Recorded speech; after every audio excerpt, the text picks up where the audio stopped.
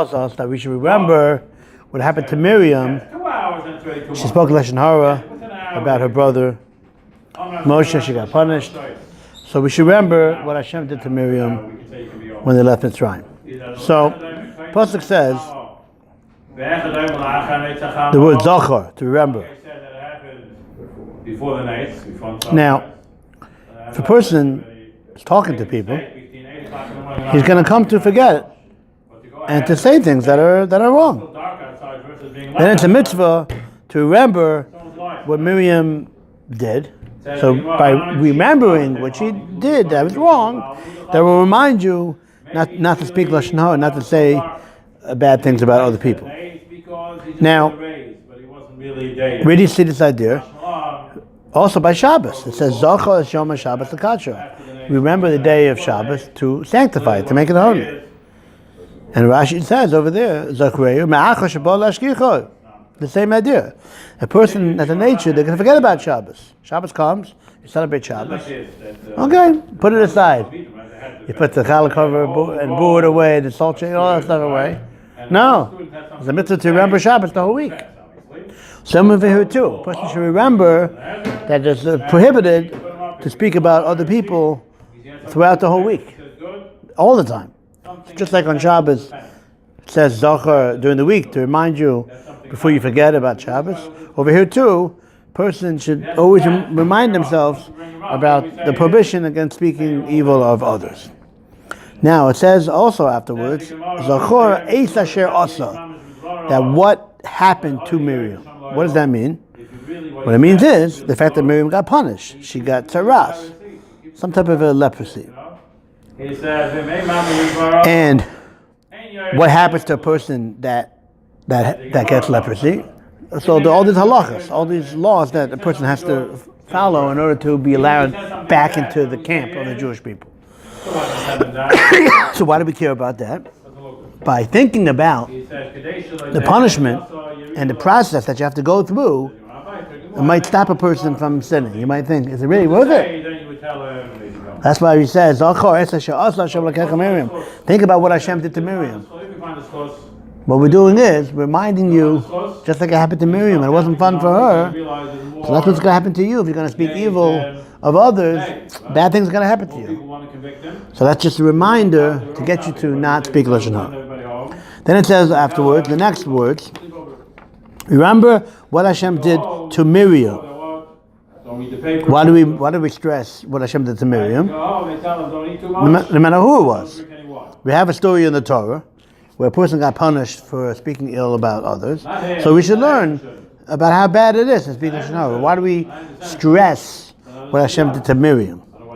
The answer is, Miriam was a very, very prestigious woman.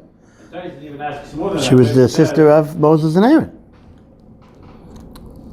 The Be'er, the well that the Jewish people had, wasn't her merit.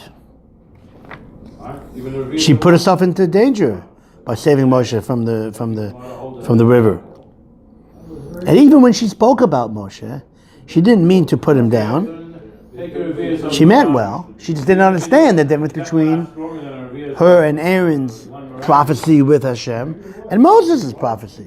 Just like she didn't separate from her husband, Aaron didn't separate from his wife. So why does Moshe think that he has to separate from his wife? He meant well. She meant well. Not just that. The person who she spoke Lashon Hara about was someone that she cared for. She saved his life.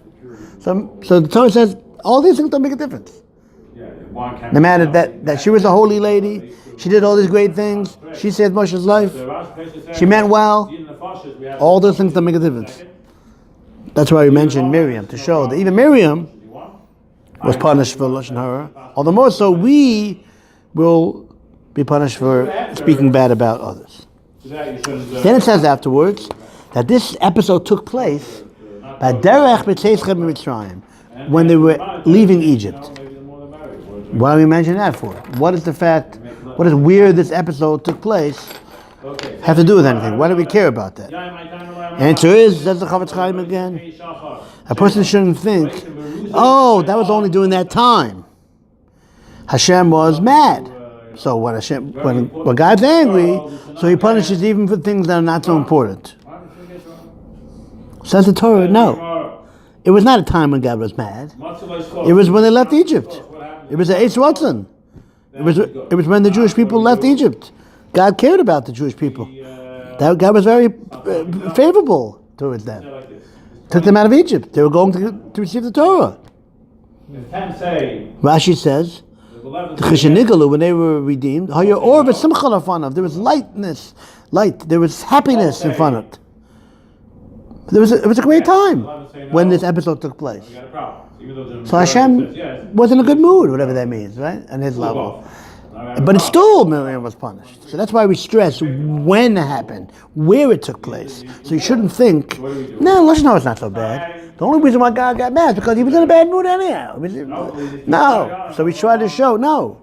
It was when they left Egypt, when there was a lot of happiness in the world. And still they were punished, Jewish people.